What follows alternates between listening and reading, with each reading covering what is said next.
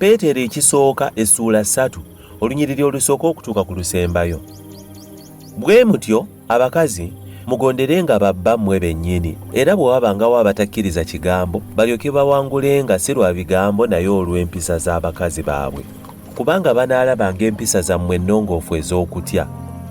Obuyonjo bwammwe tebubanga bwa kungulu, obw'okuluka enviiri n'okunaanika zaabu n'okwambala engoye, naye omuntu ow'omwoyo atalabika mu kyambalo ekitayonooneka, gwe mwoyo omuwombeefu omuteefu, gwe gw'omuwendo omungi mu maaso ga Katonda.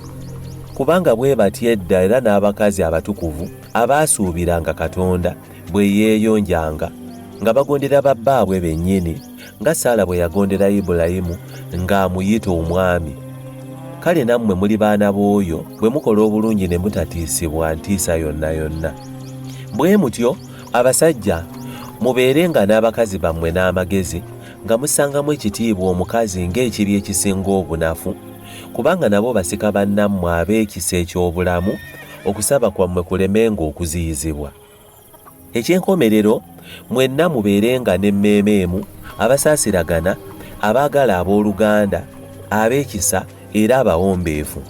Temuwalananga kibi olw'ekibi oba ekivume olw'ekivume, naye obutafaanana bw'ebyo mubeere abasabira omukisa, kubanga ekyo kye mwayitirwa mulyoke musirike omukisa, kubanga ayagala obulamu n'okulaba ennaku ennyingi aziyizenga olulimi lwe mu bubi, n'emimwa gye giremenga okwogera obukuusa, era yeewalenga obubi, akolenga obulungi, anoonyenga emirembe, agigobererenga, kubanga amaaso ga Mukama gali ku batuukirivu, n'amatu ge gali eri okusaba kwabwe, naye obwenyi bwa Mukama buli ku abo abakola obubi.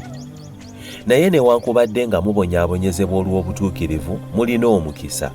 Temutyanga kuttisa kwabwe era temweraliikiriranga, naye mutukuzenga Kristo mu mitima gyammwe okubeera Mukama wammwe, nga mweterekera bulijjo okuddamu buli muntu ababuuzanga ensonga ez'okusuubira okuli mu mmwe, naye n'obuwombeefu n'okutya.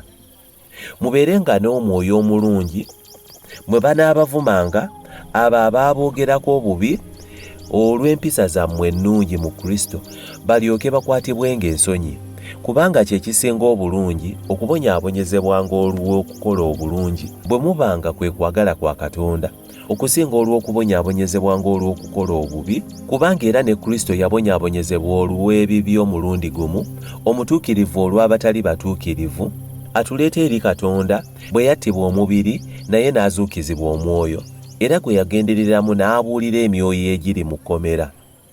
Edda abataagondanga, kaakano bwe yabagulumiza mu nnaku za Nuuwa, eryato bwe lyali nga likyazimbibwa, amazzi mwe gaalokolera abantu si bangi, gy'emyoyo 8.